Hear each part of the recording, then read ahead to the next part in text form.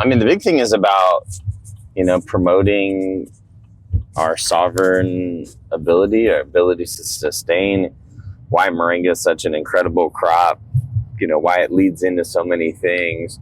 The whole world right now is so focused on the cannabis industry and medical marijuana. And I really think that Moringa is equal to the benefits to the human, to the planet, as cannabis is. I think it's the world of plant medicines, the time that we're living in of plant medicines coming to the forefront, there's just really no better crop that you could be giving people that will have drastic effects on their life. The cannabis industry and all that is great, but it takes a lot of processing to get the benefits. We didn't do the cannabis leaf, moringa leaf juice. But when you go back, you'll find cannabis leaves. Take some cannabis leaves, take some moringa leaf, even like a CBD flower, a little bit of like early bud stage, and take equal amounts of moringa leaf to cannabis leaf. What I would say is, like a handful of each or even less, so like 4 ounces of water or 8 ounces of water, blend that up in a Vitamix, just water and those, and then drink that. And that juice is amazing.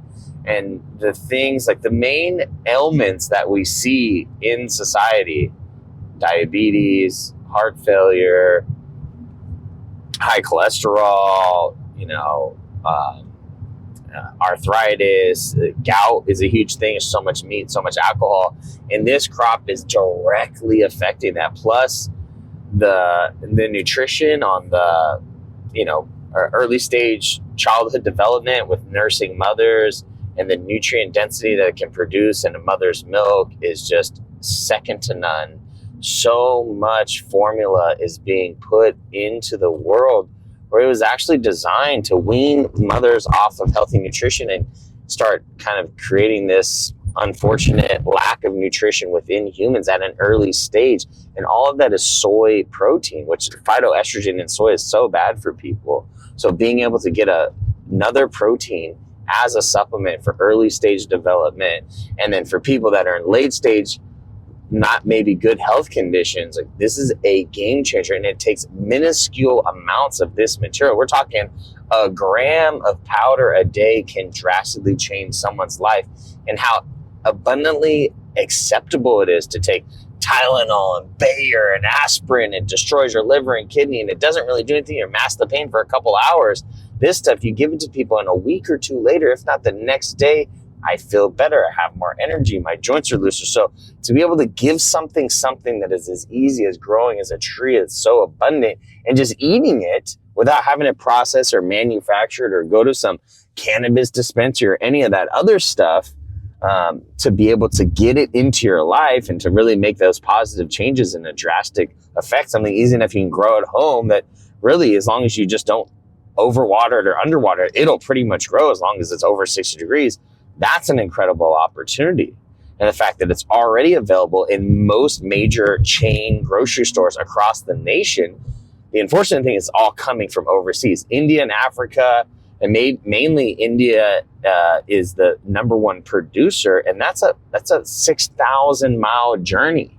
So to be able to grow this in North America with all those benefits at this time, the knowledge is there, the support is there, the product is more or less readily available, the plant medicine time is now, people getting towards gardens and victory gardens and growing their own food. There's nothing better that I truly believe us as a civilization could promote than that one crop, and bringing that forward to being the next kale. How big was kale? Kale this, kale that. Celery. Like, people are promoting these empty nutritionalist greens, and this is a nutrient dense, bioavailable nutrient that is all essential amino acids. I think people skip over that fact. Amino acids are life, the building blocks of everything. And for a plant to have all of that, plus the vitamins and nutrition and the antioxidants in it, you're going to see 70% of all major health problems more or less positively impacted by the promotion and consumption of this one crop. And for that time and for the opportunity and for the nation and the world dealing with all the growing pains that it's going through, how do we sustain life indefinitely?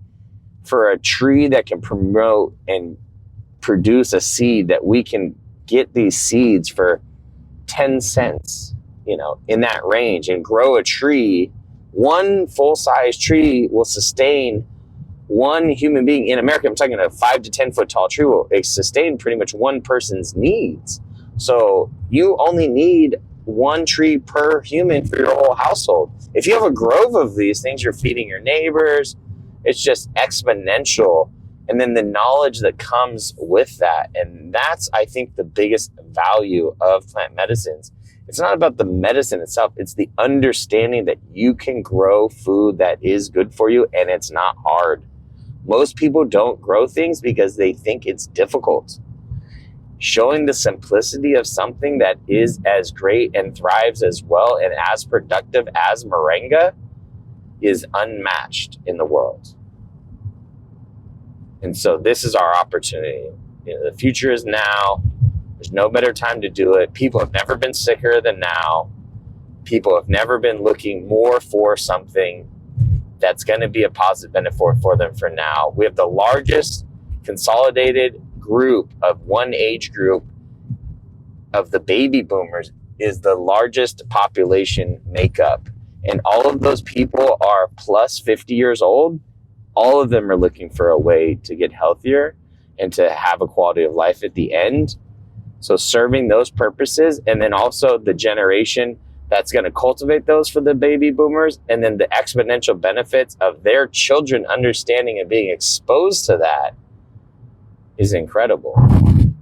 And this is our real opportunity.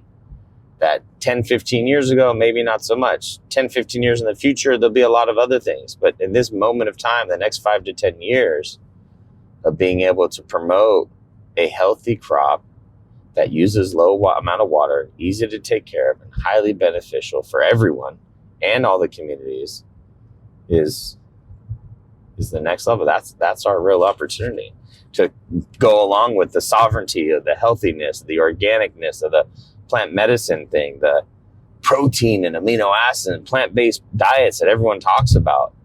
Plant-based diets are incredibly difficult because a lot of plants lack nutrient density and protein. This has it all. If you just eat hemp seeds and moringa leaves, you probably survive off of that. Maybe we would antagonize Kendrick to go on a hemp seed and moringa only diet again. He did this 30 days. I don't know if it was well documented, but love to see you do another fast live in person and go deep like the guy that did in Game Changers, where he ate one way, had all his blood tested, then ate another way, had all his blood tested, and you could show the actual scientific improvements in one's health just by consuming some of these aspects. So, if people are looking for something to cling on to, has to be healthy and beneficial and easy to grow, Moringa is your choice. And we haven't even got into the 13 varieties of it. We're just talking about one specific version of this. We haven't even got into seed oils as a dietary supplement, cosmetics. People drastically ignore the largest organ in their entire body, which is their skin. And melanoma and skin cancers are so prevalent these days. Imagine if people had healthy skins and healthy insides. And we're really getting someone. Keeping our women young and healthy, promoting something that's true beauty inside and out. Not just slapping on a layer of paint on the outside, but actually rejuvenating the life and bringing people back to the ability to make a natural substance that blows all those overpriced collagen injections out of the water. It's just incredible. Not just the plant and the leaf and the protein powder, but the seed and the seed oil. I believe the research will unfold that is a better dietary oil for cooking and for consumption than olive oil. And the FDA has already signed off stating this is good for your body with olive oil. The next one we got to do, that moringa seed oil in there. And then back that up with that hemp seed oil and olive oil, hemp seed oil, and moringa seed oil. Those will be the dietary supplements of the future. Those will be the cooking oils of the future. No more of these trans fat, saturated fat, cooking everything, French fries that'll kill you in 10 years. It's horrible. Why would we do that when we have these other options? Does not make sense. What makes sense is doing something that's as good as it can be. It's as easy as it can be. And as long as you just add water, it damn near grows itself. Thanks, Robert J. Yeah, no, appreciate you. It's been a great trip. Yeah, definitely. Moringa smoothie to get the day going. Wow. It's beautiful. Thank you. You're welcome. Thanks for showing me around this beautiful town.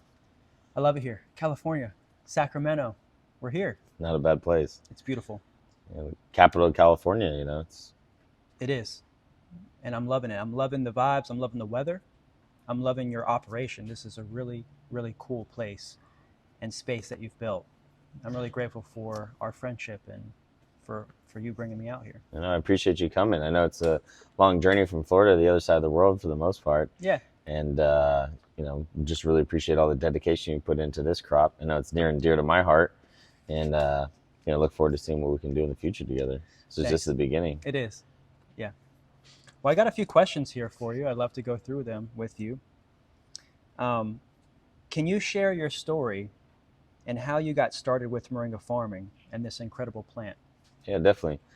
I was originally in the energy business and started with renewable energy and solar in 2007. And it was one thing led to another. I ended up meeting a botanist, a PhD botanist, and we were working on a hybrid tree project down in Fresno, a tree called the megaflora tree, which is a hybrid between a paulownia and a black locust, so a fast-growing hardwood that we planted a couple million trees over in Asia to clean up Agent Orange. Wow. And been developing other things with it here, sustainable timber and things of that nature. But in any case, his name was Ray Allen. He passed away a few years back. But when I met him, he was about 70 years old. And his wife, her daughter, was living in the British Virgin Islands and shipping moringa seeds back to him. And he was growing them. And I received my first moringa tree in, I believe, 2011. And I started growing moringa trees then, just being taught by my mentor about all the different things of plants. I never grew not one plant from seed. Maybe when I was a kid, but I don't remember. But I didn't get raised with a garden or anything like that. So I've only really been growing plants since 2011. So a little over 10, 12 years now. And the first few years was killing more than growing. And but I learned moringa. I was able to rent some nursery space of my own locally in a greenhouse, and started seeing what the tree could and could not take and how it would survive in our climates. Obviously, this is a colder region, so they claim that it doesn't grow as well as it could or at all here in this region. And I was in the mentality of kind of finding out my own truth and proving people wrong. And I watched for myself and observed for a good number of years with working with the moringa tree and other plants that I was learning about growing and cultivating.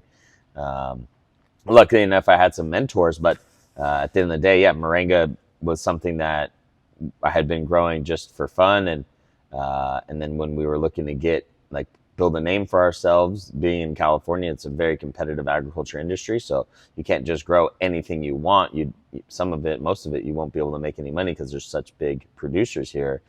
And when I realized that no one was growing moringa, I couldn't find it. Really couldn't find anybody cultivating anywhere in North America. Right. I figured that would be a great opportunity to teach people about not only an incredible food, because food is foremost of survival. Number one is food. And second to that, energy and building housing and shelter. But with the food focus, what better plant to teach people up than a very fast growing plant, a tree that can sustain people with the majority of their nutritional needs. And so with everything going on in the world, with people focusing on health and organic and all these things, I figured what better thing to do than to promote a fast-growing nutritional tree that could be grown regionally, even inside here in our region. Yeah, I mean, this is a beautiful example of how it can be grown all year, and I'm really loving this operation that you have here. Thank you. What are the key factors to grow and scale such a sustainable and profitable crop? The key to profitability and sustainability is minimizing your inputs and maximizing your efficiency. Automation, kind of figuring out how you're going to cultivate and harvest. We use an organic system where we do very minimal inputs. Right now in this system that you see behind you has never been fertilized. It's 100% moringa leaf fed. So any moringa leaf that doesn't go to market gets shed down onto the soil to feed the soil food web, and the amino acids and the proteins that are available in moringa feed the soil, which is a perfect soil nutrient for feeding the soil microbes. And number one is, keeping your costs down, being efficient, and utilizing some form of automation, especially if you're going to scale it. You can do things small, but once you get to scale, you're going to spend a lot of time just watering alone. So we've invested the money to build a semi-automated irrigation system, and just working with your environment and growing things that are profitable in a manner that's efficient and profitable. And we utilize a permaculture system, so we're maximizing every square inch of our beds to help with, some, whether it's a downtime or just maximizing the space. There's no point in growing one crop when you have space to grow 10 crops. Exactly, in the same space. In the same space, with the only other work you have to do is a little bit of plant maintenance, but you're still watering. So if you're going to water, might as well water multiple things. And then they benefit from each other. They're companion plants. Exactly. And figuring out what plants are going to work together and what your local markets are. Beautiful. What are the different parts of moringa that have value to you, and how can they be used for various purposes? Our big focus here is fresh leaf. Yes. There's nothing better than fresh anything. Fresh, never frozen, never dried. When you dry things and oxidize them, you're going to lose value. Specific to moringa, the big thing that's more or less kind of unique is the amount of vitamin C that's available in moringa. They've done a lot of research. They actually can regrow bone marrow with high doses of vitamin C. Mm-hmm. So when you oxidize the fresh leaf, you're losing vitamin C, but also it's never going to be more nutrient dense. And the flavor is, I believe, a lot more palatable, fresher than dried. And we really focus on the fresh leaf first and foremost, and plants.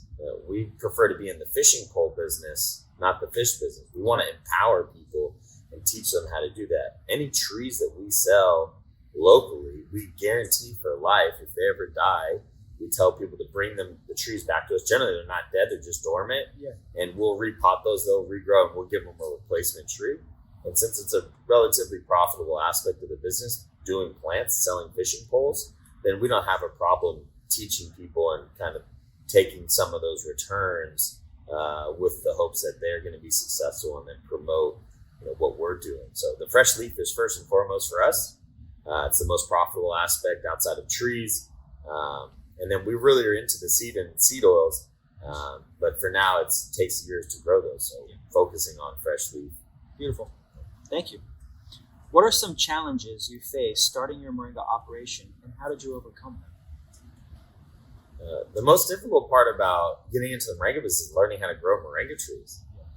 It looks easy on the internet, but they take a lot of love in the beginning to get them to a sizable statute where they'll actually be productive, and then managing that plant. For me in the beginning, my biggest struggle was that I was underwatering the plants. Where this is a tropical plant, growing them outside of a tropical environment isn't easy. So really being able to get good germination rates and learning about what they need to be germinated, and then how to build strength on the trees. This is just a tree. It's not a bush. It's not a short rotation. It's a long-term perennial tree. Being able to build the strength on them, as you can see behind us, our trees, there is some braces on them, but once they get up, they're a straight stalk, and worked a lot to get good germination, build good strength, and then figuring out how to fertilize them. Our big thing with moringa trees is they don't need anything in addition to themselves to grow. So learning that you can feed them with their own leaves, how much leaves to take off, how much leaves to leave on, and the manner in which we cultivate them to build strength was the things that took a long time. And then once we figured that out, it's like, how do we grow them? How do we harvest them? And what other things can grow with them? And that was a 5-year process just to get to that point where we were confident in producing it and in what manner to produce it. And we didn't go to market or start marketing or selling these trees and moringa crop until about year 5. Wow. Yes. Thank you. Moringa is referred as a superfood. What are some of the health benefits of consuming moringa, and how do you promote these benefits? Exactly. Well, the big health benefits that I really focus on is the amino acids. It's one of the only plants on earth that contains all essential amino acids. Actually, 11 amino acids, 9 is essential. And amino acids are the building block of life. On top of that, when you turn it into a dried powder, it's 27% protein and 19% fiber on top of the 15 different vitamins and minerals and over 46 plus different antioxidants that are inside of it. So the antioxidants and the amino acids are huge, but having that many vitamins and minerals inside of it is a major thing. So we promote it with those things, and then we state that those minerals and vitamins and antioxidants have been proven to be highly beneficial for ailments like diabetes, arthritis, and gout.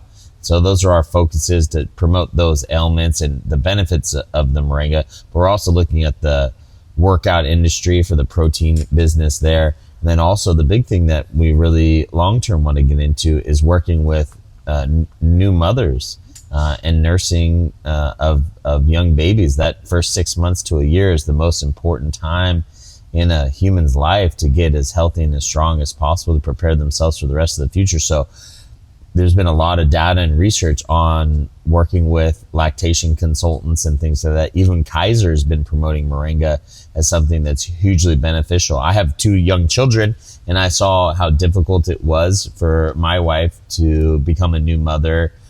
And really her foremost focus was feeding the baby and making sure they're healthy and grew strong enough and fast enough in that beginning stage. So we really believe that introducing moringa in the earliest possible stage in life is going to set anybody up for the most positive development and success for being a healthy, long-living human. Oh, I love that. Thank you. That was really great. Can you describe your harvest process? What parts do you use the most from the moringa tree? We're definitely focused on leaf. In our harvesting process, we have a multi-layer harvesting system. You can see right here behind us that these plants are pepper plants. And peppers are mostly coming from South America. These particular ones are jalapenos, but we harvest at every level. And we start at the soil and root level, creating barriers through permaculture to prevent any pest problems or pest pressure, disease pressure from happening. So we've designed a system from the soil up to be 100% beneficial, focused on the moringa tree as the main crop and protecting the moringa tree to also have the most symbiotic relationships with other plants and pests and bugs and beneficial insects and all these things to be the most successful with minimal amount of inputs. So at the soil level, we start with borage on the exterior of the beds that creates a natural barrier where bugs don't like crawling into it because of the way the fuzziness of the plant. Mm-hmm. And then from there, we go into the soil with the garlic and onions that are natural soil fumigants. And then from there, going into basil and peppers.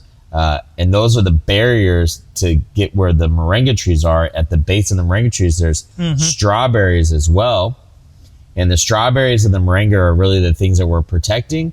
And all the other plants are working together. And that's a harvesting at every level. Harvesting the roots, harvesting the strawberries, harvesting up to the peppers, and then our main crop, the moringa. So harvesting at every level and maximizing our potential is the way that we've approached that. Yeah. How have you marketed your products, and what advice do you have for new moringa farmers? Yeah. Well, number one is starting with your market, connecting with people like you who have the demand and, cooperative and collective, is number one. There's no point in really growing anything unless you're using it for yourself or if you have a market. So always start on the marketing, with the affiliate program and being able to start making money and getting immersed in the Moringa business, getting to business before investing all your time and energy cultivating the crop. Cultivation is the most difficult and maybe the least profitable aspect of Moringa, because it's easier to take something and sell it and make money than spending 6 months to a year growing something and then selling that. Right. So I'd always recommend start selling first, learning first about it. But number one is creating that market. How did you approach these local farmers markets and grocery stores to carry your fresh greens? Well, there's a good knowledge out there now. Maybe 5 or 10 years when we started, not so much, but now there's a good demand. It's cultured. Filipino and the Indian people, it's kind of a way of life for them. So looking at some of those cultured markets, but going to the direct to consumer, going to the farmers market, I think is a huge deal. You're going to make your most money there. You're going to directly connect with your clients and your customers and create that relationship. So outside of that, promoting online, we have a really great website. We put a lot of information and data on there. And we really are trying to take more of a scientific approach of helping people understand that. But, first and foremost, direct to consumer, building a market and having a website. Everyone's on the internet. So I think that's a great way to promote your business as well. But getting local, is number one. A close supply chain, start to finish. And connecting with consumption and demand. Beautiful, thank you. What practices do you employ in your Moringa cultivation to maximize production? Well, again, back to the permaculture is number one. Automation, efficiency, irrigation. We schedule things. So one day we'll do maintenance, one day we'll do harvesting, one day we'll do shipping. The thing that I see a lot of farmers and small farmers particularly really kill themselves is they're doing a lot of running around, catering to this person and that person. With a crop like Moringa that's high demand, low supply, you should as a farmer dictate when and where you're going to be doing something because that market is a demand. If you're selling something that everyone has, well, then you have to kind of be a beck and call for your distribution and your supply. But with something like Moringa, you should be able to dictate your terms and your schedule. So planning out what day you do this and what day you do that, I think is ideal to really maximizing your potential and the approach. Not only the cultivation approach of automation and permaculture design and efficiency in that design and maximizing your space, but also being diligent on, I'm going to do this on one day and doing this on another. It doesn't have to be the same day every week, but at least you're not doing a bunch of different stuff where that one task that's necessary doesn't get accomplished. Yeah. Well, what does your future success story look like with Moringa? My goal with Moringa is to make it a household name in the next 5 to 10 years where everyone knows about Moringa. Everyone's getting into their life. And the cultivation, bringing that knowledge of we can grow this anywhere in the world with greenhouses. Sometimes it's okay to grow it outdoors. Sometimes it's a mix of both. You can grow it inside people's houses. So the knowledge of how to grow it, and it can grow anywhere, on top of making it a household name and understanding the nutritional value, and also working with the collective and growing that. I really believe that this is a beginning of this, building an industry outside of the native cultures that already have it. And so my focus goal is working on genetics, working on developing cultivation protocols, and working with the industry to develop the market so this can be a global business where everyone has an understanding and everyone can have access to it. Beautiful. Well, that brings us into how someone can get interested in Moringa. More so, how can someone interested in Moringa get started? Well, number one is connecting with you. Yep. I mean, we really feel that you're going to be the face of the American business, of Moringa and the collective, and what you guys have built there.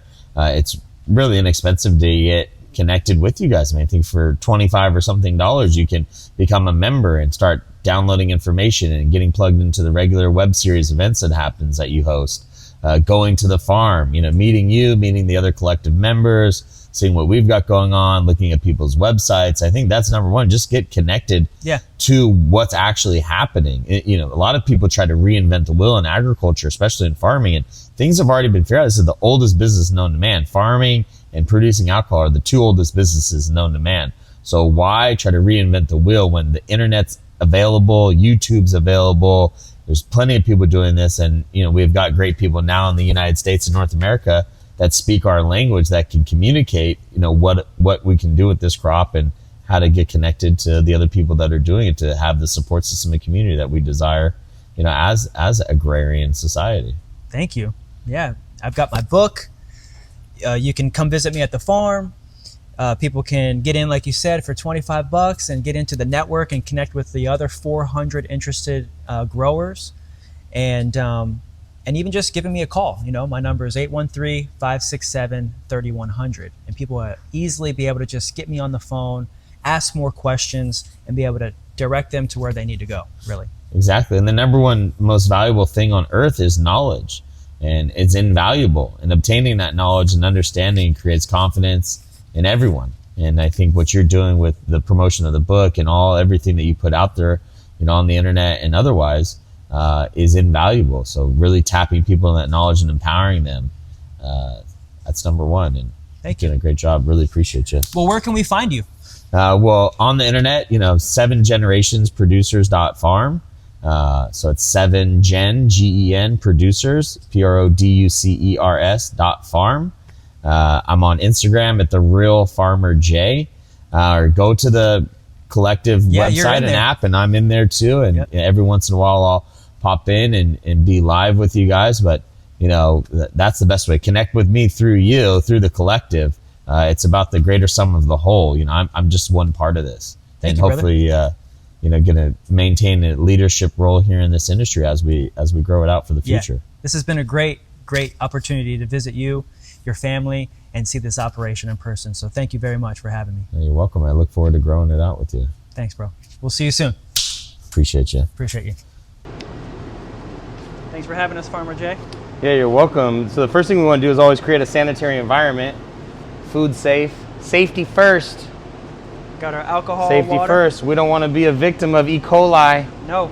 Right? Nope. We're creating a food product. If you don't understand what E. coli is, and if you don't understand what the food product is, you don't belong in this business of cultivation and production. Stick to the marketing. So we're doing our trim, we're doing our harvest. So look, I like there's a sprout right here already. So instead of getting aggressive and losing it, I'm just gonna cut 2 inches above because it's gonna always die back. And then we're gonna take that, and ideally we would process that or eat it. But in this case, it's gonna go to the trees. The thing we are gonna do is Kendrick is gonna collect these, and we're gonna put these in our aeroponic cloner and make more trees out of them. Okay, good. So we're gonna clone. No waste. We're a no waste company. That's right. And collective. Right? Yes, sir. You want that? Yep. You want some leaves? You can take the For leaves. sure. if you I'll want. hold it. I'll hold them. Well, I'm gonna take that, but you want to eat that one, or you want to give it to the plant? I'm gonna leave this one because it's not as thick as I want. I want it to be at least a 1/4 inch thick, but ideally 1 inch thick where you prune it. But since we're losing time, this one's big enough. So I'm I'm trying gonna to get the actual cut. There we go. let me- Perfect. There's a silver pot somewhere.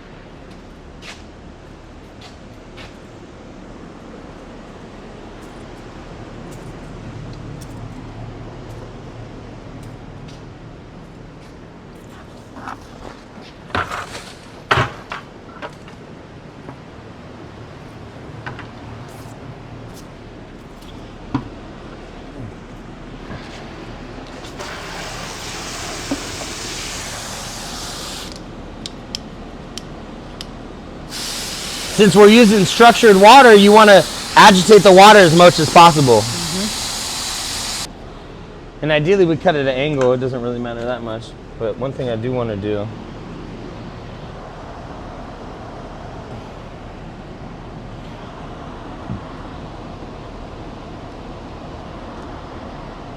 put a little alcohol water on the thing.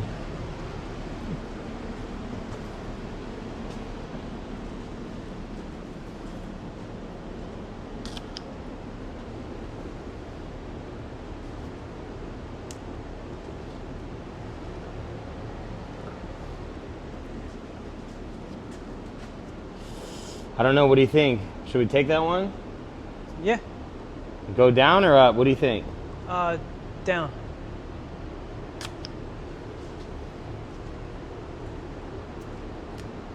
Because it already had a little bud on it. So. And ideally we'd cut those underwater again. Mm-hmm. And go from every tree.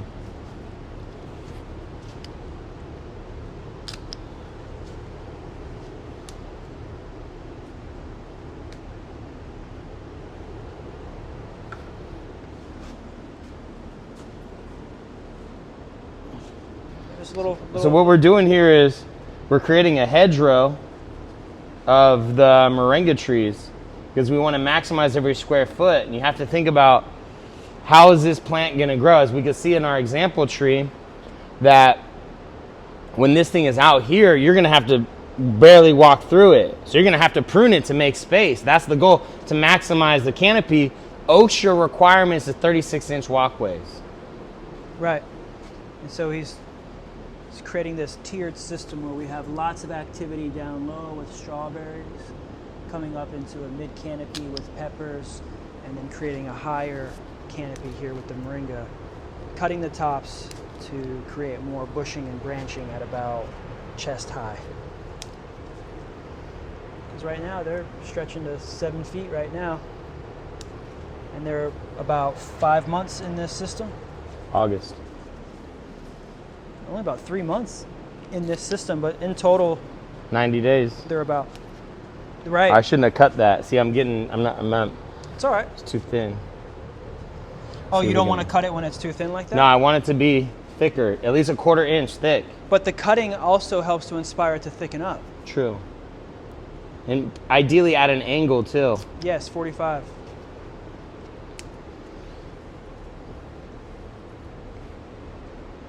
It's got this beautiful spiral here, so we put 2 trees.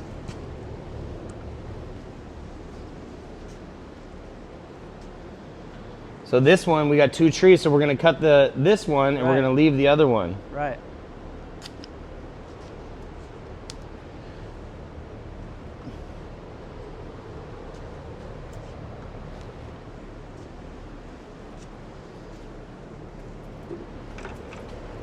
Oh, this is good. Good angle. Get you on this side. Yeah, now we can see it. There we go.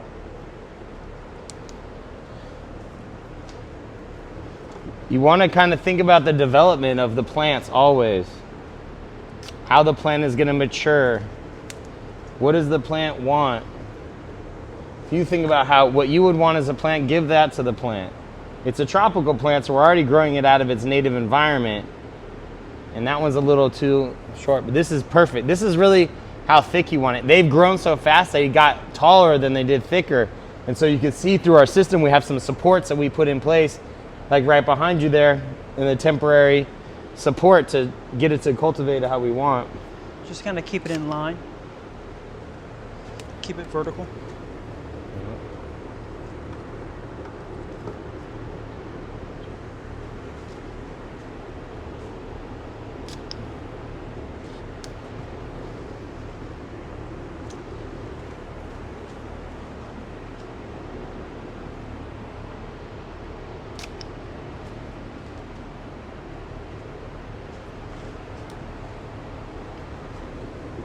We're keeping all the very, very tips intact, so that way they re-sprout really easy.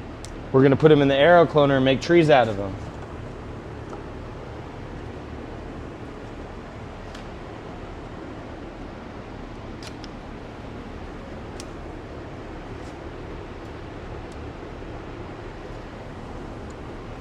When you prune them, you want to make sure they're thick enough. So like this one's okay. And look, and if you zoom in here, you can see that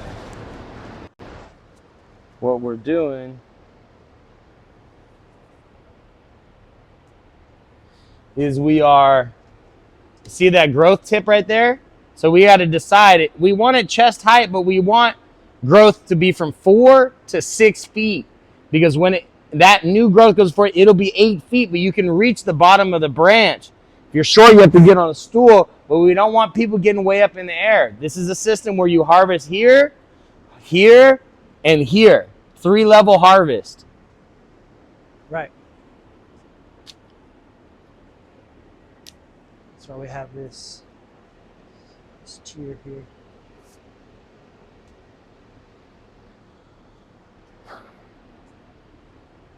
But the ideal, you do a 1-day maintenance and a 1-day harvest. 1-day shipping product. 3 days out of the week. It's a 3-day-a-week business. Keep it watered. That's it. Once you build this, it's 3 days a week. If you're doing it right, you spend all day, 1 day cleaning your material, prepping for harvest, cleaning your beds, doing your maintenance, pulling your weeds, pulling flowers off of strawberries, pulling big leaf off of peppers, whatever it is. 1 day preparation and cleanup, 1 day harvest, and then the 3rd day is shipping. Great. And then you got 4 more days of your week. You can do anything you want in life. But this is going to we're going to teach you how to get $11,000 from the government for 3,000 square feet. And in that 3,000 square feet, you're going to make $250,000 a year in revenue with this system.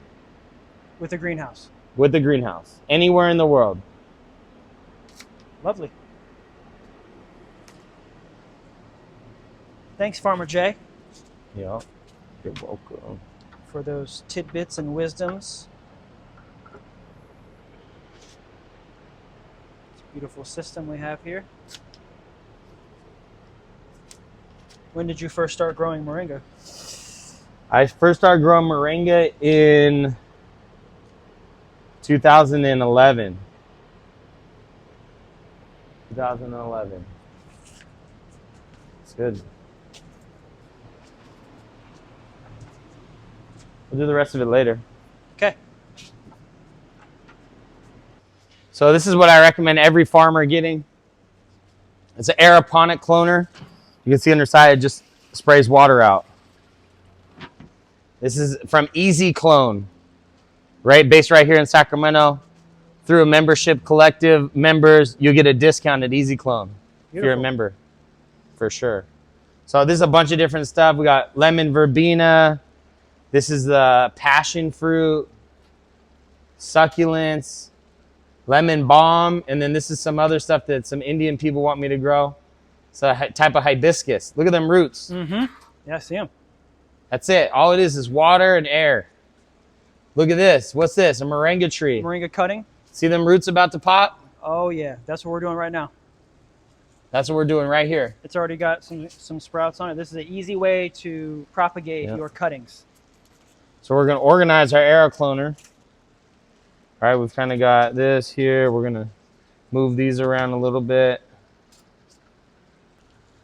See how nasty this thing is, though. Look how disgusting that is and how white those roots are. Mm-hmm. Don't let people fool you. People try so hard. Start with the bare bones minimum. That's why I got into this. Like, what can I grow in a dome on a timer? Just throw shit in there. Yeah. Range stuff. That's it. I mean, you need to be cleanly. This is like my first time really spending, like, I've had this for about maybe a year. This is my first time really messing around with the air cloner, like in seriousness, constantly putting stuff in it, what works, what doesn't work, how to clean it, how to maintain it.